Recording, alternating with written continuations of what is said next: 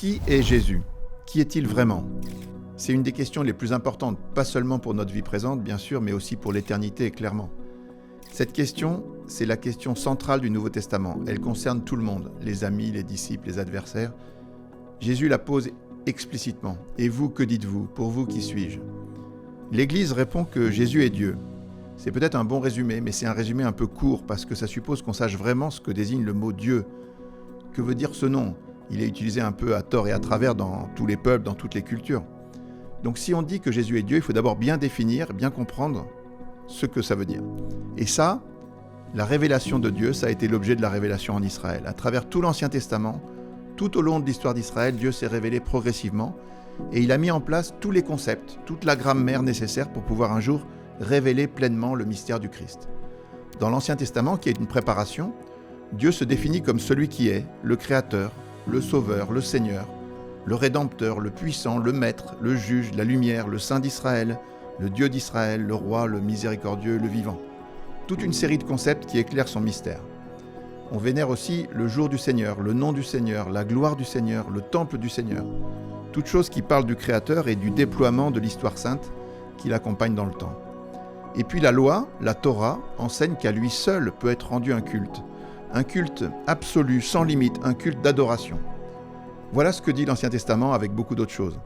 Mais ce qui est étonnant, c'est que dans le Nouveau Testament, la révélation va se poursuivre et s'achever en identifiant point par point à Jésus tout ce qui ne concerne que Dieu et qui est réservé à Dieu dans l'Ancien Testament. C'est fait de manière systématique et méthodique.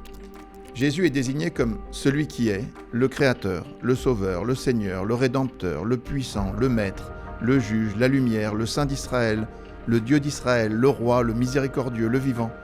Vous voyez, c'est une accumulation exactement pareille. Tous les titres donnés à Dieu dans l'Ancien Testament sont attribués à Jésus par les évangélistes, les auteurs sacrés, les premiers chrétiens, qui étaient d'ailleurs tous des Juifs. Et dans cette logique, le jour du Seigneur, ça devient le jour de Jésus. On vénère le nom du Seigneur Jésus qui fait pendant au nom de Dieu, la gloire du Seigneur Jésus qui fait pendant à la gloire de Dieu, le temple qui est le corps de Jésus qui fait pendant au temple de Dieu, toute une série de concepts qui sont réservés à Dieu et qui sont attribués à Jésus encore. Et puis, on peut dire qu'au-delà de tout ça, tout ce que fait Jésus, son agir, c'est le même agir que Dieu. Il commande avec autorité au vent et à la mer comme le Créateur. Sa parole demeure comme demeure la parole de Dieu. Il est le maître du sabbat qui vient de Dieu, il est le maître de la loi qui vient de Dieu aussi. Il pardonne les péchés qui offensent Dieu directement, il demande qu'on lui donne tout à lui, comme seul un Dieu peut l'exiger. Il dit encore que sans lui, on ne peut rien faire, mais il n'y a que Dieu qui peut demander quelque chose comme ça. Donc toutes ces choses, et ses contemporains lui font bien remarquer, elles sont réservées à Dieu seul. Saint Pierre et Saint Paul, ils se fâchent quand on les vénère, et quand on se prosterne devant eux, ils disent « Levez-vous ». Mais à l'inverse, jamais Jésus ne repousse quelque forme de culte ou d'adoration qu'on lui rend comme à un Dieu. Dès sa naissance, on vient l'adorer, les mages. On se prosterne devant lui alors que c'est réservé à Dieu. On tombe à genoux devant lui, on confesse son nom. On le prie. On chasse les démons au nom de Jésus alors que dans tous les exorcismes, dans tous les peuples, toujours partout, les exorcismes sont pratiqués au nom du grand Dieu.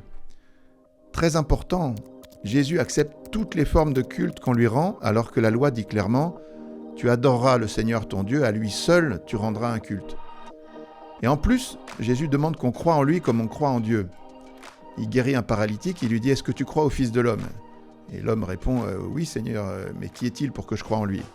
Et Jésus lui dit « Tu le vois, lui qui te parle. » Alors l'homme se répond « Oui, je crois » et il se prosterne devant Jésus.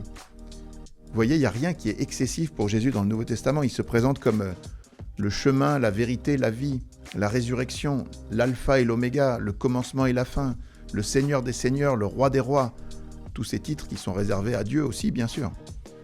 En définitive, rien de ce qui appartient à Dieu seul n'est refusé à Jésus. Faites le test. Essayez de trouver une seule chose qui soit réservée à Dieu dans l'Ancien Testament et qui ne soit pas attribuée à Jésus dans le Nouveau. Tous les titres, tout ce par quoi Jésus s'est défini et caractérisé dans sa révélation à Israël dans tout l'Ancien Testament, tout est systématiquement attribué à Jésus dans le Nouveau. Et Jésus ne s'oppose jamais à ce qu'on le traite comme Dieu. C'est d'ailleurs exactement pour ça qu'il est condamné à mort. Toi qui n'es qu'un homme, tu te fais Dieu, vous avez entendu le blasphème. Donc, en fait, il y avait bien sûr un gros risque pour lui dès le départ. Le Fils éternel du Père ne peut pas dévoiler trop rapidement son mystère sans choquer, sans risquer d'être immédiatement lapidé. Donc il a fait ça petit à petit, à partir de ses œuvres, mais en réalité, il n'a fait que ça, toute sa vie. Il s'est révélé. Ses actes, ses paroles dépassent tout ce qu'on pouvait imaginer d'ailleurs. Ils font découvrir, comme disait saint Paul, la largeur, la longueur, la hauteur, la profondeur inattendue du mystère du Christ. Jésus en rajoute et il dit « Je suis le pain de la vie. Pour aller à la vie éternelle, il faut me manger. Je suis la lumière du monde, je suis la porte des brebis. Nul ne va au Père sans passer par moi. Je suis le bon pasteur, je suis la vigne véritable. Et mon Père est le vigneron, je suis le roi des Juifs, je suis le premier, le dernier, le vivant. » Encore toute une série de titres qu'un juif ne peut attribuer qu'à Dieu. Finalement, le Nouveau Testament fait aussi ce résumé de l'identité du Fils en l'appelant Dieu explicitement, mais il le fait en général sans article et sans attribut, c'est-à-dire que quand Dieu est sujet, c'est en général du Père qu'il s'agit. Mais en plusieurs passages du Nouveau Testament, on parle de Jésus en disant explicitement qu'il est Dieu. Par exemple, le prologue de Jean, au commencement était le Logos était avec Dieu, le Logos était Dieu, le Logos s'est fait chair. Mon Seigneur est mon Dieu, Adonai Elohim, confessé par Thomas quand Jésus ressuscite et lui montre son côté.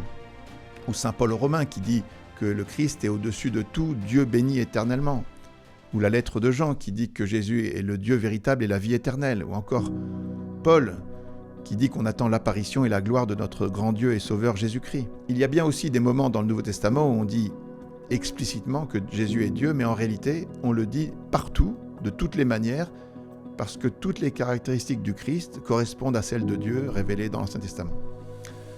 À chaque instant, tout ce que fait Jésus, c'est de se révéler et de montrer un aspect du mystère de Dieu à travers son incarnation. Et en résumé, ce mouvement de l'incarnation, il est parfaitement décrit dans l'hymne aux Philippiens. Lui, qui ayant la condition de Dieu, ne retint pas jalousement le rang qu'il égalait à Dieu. Il s'est anéanti, prenant la condition de serviteur. Il est devenu semblable aux hommes, il a été reconnu comme un homme à son comportement. Il s'est abaissé, devenant obéissant jusqu'à la mort et la mort sur la croix. C'est pourquoi Dieu l'a exalté, l'a doté du nom qui est au-dessus de tout nom, afin qu'au nom de Jésus, tout genou fléchisse au ciel, sur terre et aux enfers, et que toute langue proclame Jésus-Christ est Seigneur à la gloire de Dieu le Père. Mais le nom qui est au-dessus de tout nom, est-ce que ce n'est pas forcément le nom de Dieu ?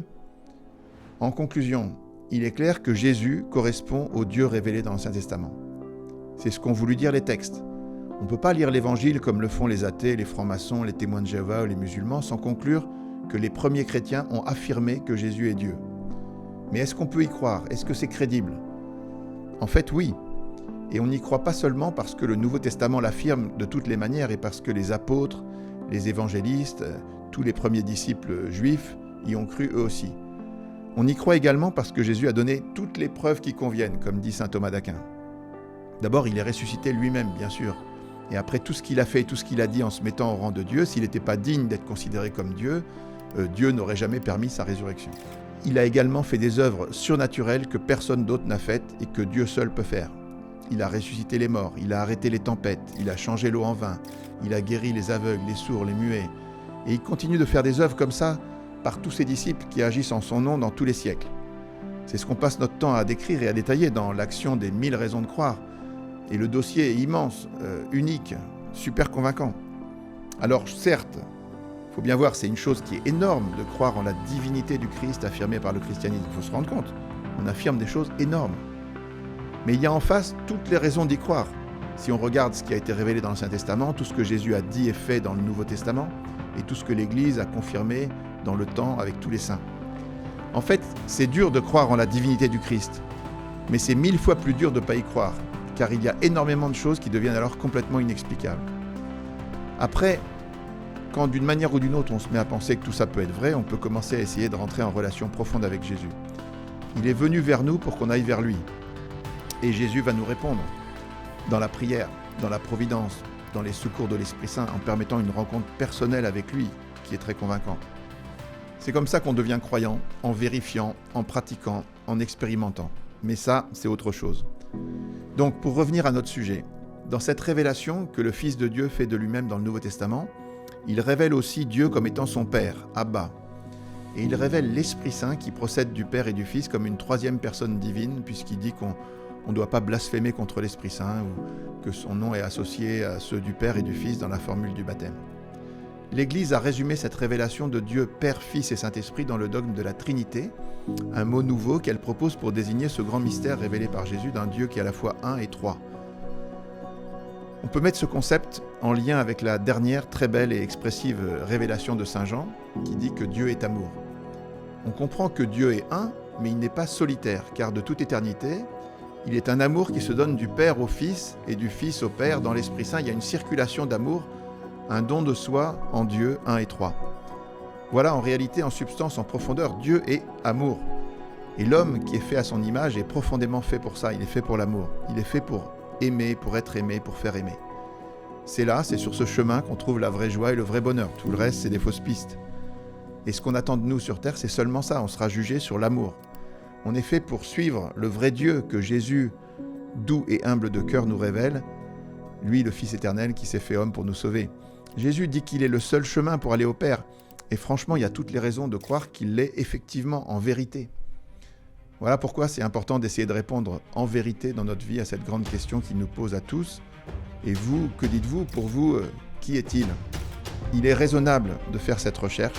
Il est raisonnable de chercher sérieusement à y répondre avec l'aide de Dieu. Et le Christ nous fait une promesse. Qui demande reçoit, qui cherche trouve, et à qui frappe, on ouvrira. À vous de jouer donc.